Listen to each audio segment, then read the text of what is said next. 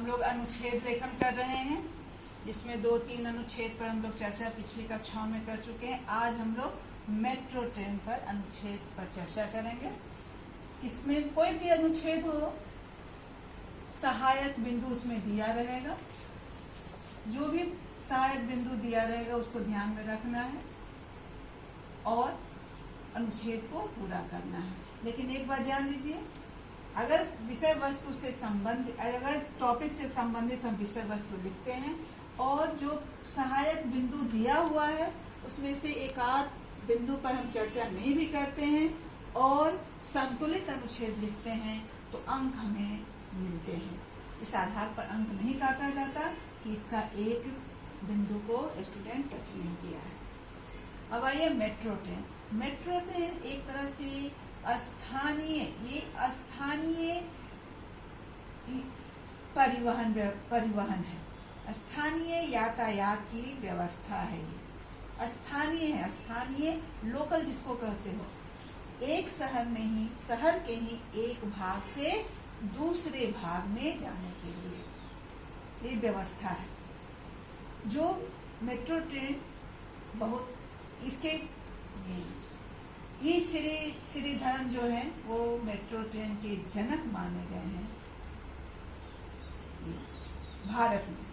हालांकि जो सबसे पुराना मेट्रो है वह कलकत्ता का है जो कि 1984 में शुरू हुआ था।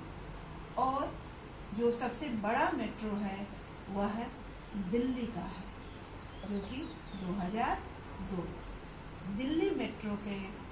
दिल्ली मेट्रो श्रीधरन के देख रेख में, निगरानी में, यानी उन्हीं के मातहती में ये दिल्ली मेट्रो शुरू हुआ और इतना विस्तार पाया है। विस्तार करने से तात्पर्य है कि इसकी जो लाइनें हैं वो ज्यादा लाइनें हैं, दिल्ली में ज्यादा स्टेशन हैं और जो एक बार बने फिर उसकी लंबाई को भी बढ़ाने का प्रयास किया जा रहा है। अब मेट्रो ट्रेन की जो लाइनें लंबी होती हैं वो ज़्यादातर 30 से 50 किलोमीटर की होती हैं। जनरल भारत की बात हो रही है, 30 से 50 किलोमीटर तक की होती है।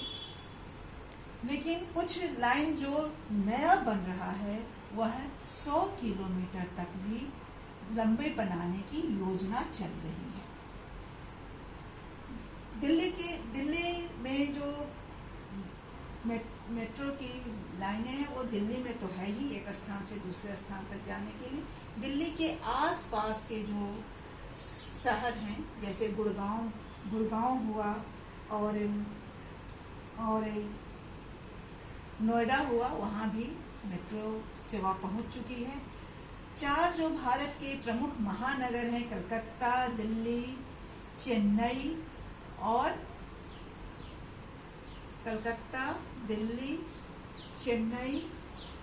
और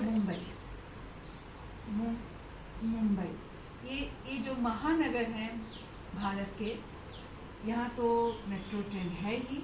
साथ ही साथ बंगलोर और अहमदाबाद में भी मेट्रो ट्रेन की सुविधा है। बंगलोर और अहमदाबाद में भी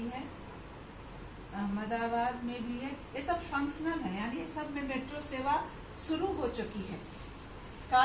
लोग इसको उपयोग में ला रहे हैं, इसका लाभ उठा रहे हैं। लेकिन इसके अतिरिक्त अब भारत चूंकि तेजी से विकास कर रहा है तो ऐसे में हर क्षेत्र में विकास होती है। किसी एक पर्टिकुलर क्षेत्र में विकास हम नहीं कर सकते। तो पटना, भोपाल, लखनऊ, आगरा आदि, जयपुर, कानपुर, इन जैसे शहरों में भी जो बहुत बड़े नहीं हैं, इन शहरों में भी मेट्रो की शुरुआत हो रही है, यानी काम शुरू हुआ है। अभी लोग यात्रा नहीं कर रहे हैं लेकिन काम शुरू हो गया है, जिससे लोग बहुत खुश हैं। अब उनके शहर में भी मेट्रो की सुविधा हो जाएगी। अब देखो बच्चों, जो मेट्रो स्थानीय होती है, जैसे पटना में अगर मेट्रो की शुरुआत हो जाती है तो पटना से हम दानापुर जा सकते हैं, और उसके आसपास जो जगह है बीटा से पहले तक का जगह जहाँ तक जाएगी लाइन, वहाँ हम जा सकते हैं। लेकिन अब पटना से हम आरा नहीं जा सकते मेट्रो से, ये स्थानीय है। जो मुख्य शहर है वो, और जब उसका विस्तार होगा तो उस शहर से सटे हुए जो छोटे शहर हैं वहाँ तक इसका विस्तार हो सकता है, उससे ज़्यादा विस्तार नहीं हो सकता। तो ये स्थानीय है। पटना से हम दानापुर जा सकते हैं और उसके आसपास के जो शहर हैं छोटे छोटे उस तक जा सकते हैं। हम आरा नहीं जा सकते और दूसरे शहर में नहीं जा सकते। तो ये मेट्रो ट्रेन का अर्थ हो गया। सामान्य लंबाई कितनी होती है? 30 से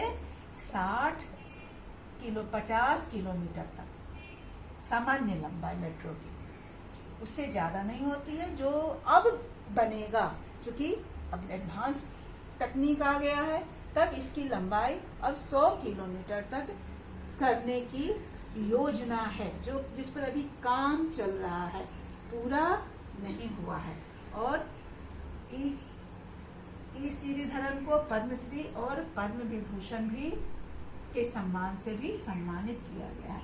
अब लाभ क्या क्या है मेट्रो ट्रेन से? लाभ क्या क्या है? देखो बच्चों, सबसे बड़ा लाभ यह है कि ट्रैफिक पर लोड कम होता है, भार कम होती है।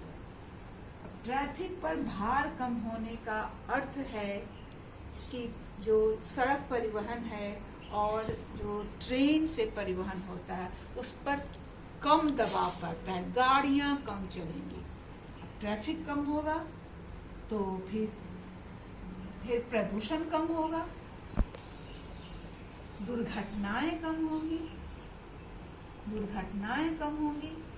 और प्रदूषण कम होगा, दुर्घटनाएं कम होगी। लोग निजी वाहन का प्रयोग कम करेंगे और ऐसा करने से क्या होगा? निजी वाहन का प्रयोग कम करेंगे और ये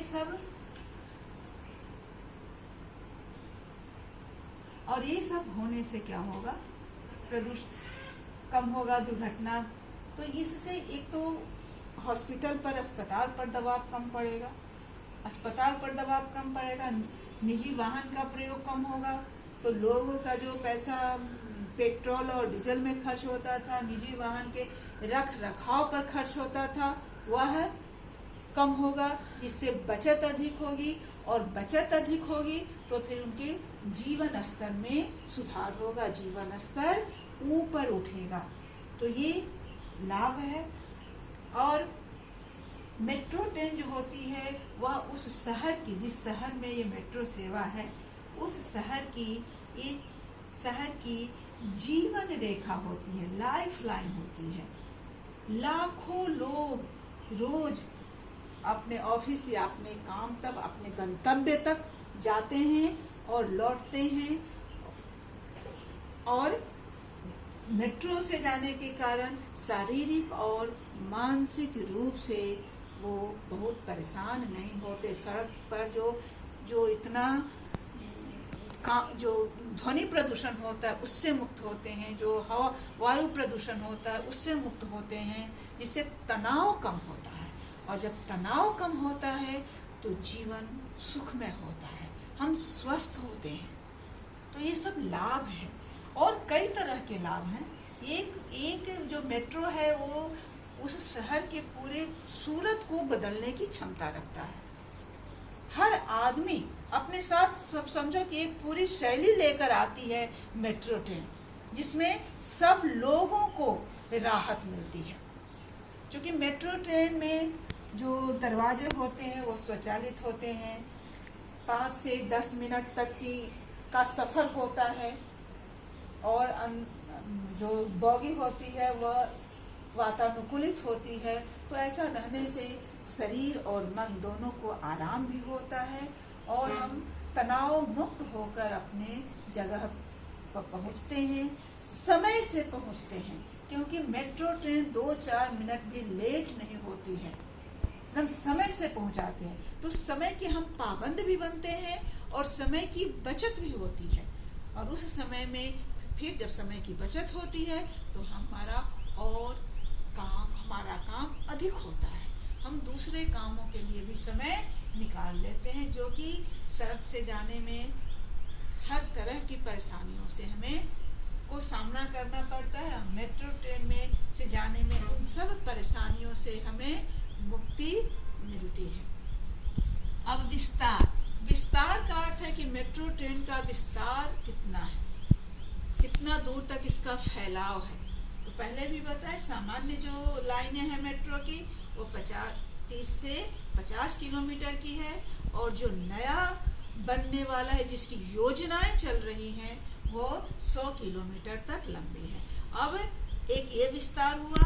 दूसरा विस्तार हुआ कि शहर, जो मेन शहर है, प्रमुख शहर है, उसके बाद उसके आसपास के जो छोटे छोटे शहर हैं वहाँ तक मेट्रो को पहुँचाया जाए।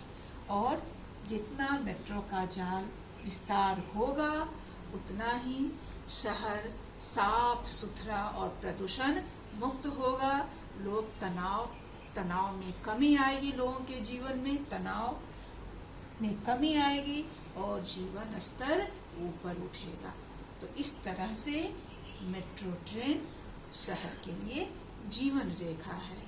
और हम आशा करते हैं कि हमारे भारत में लगभग हर शहर तक मेट्रो की सेवा पहुंच जाएगी और हम लोगों का कई समस्याओं का समाधान इससे होगा।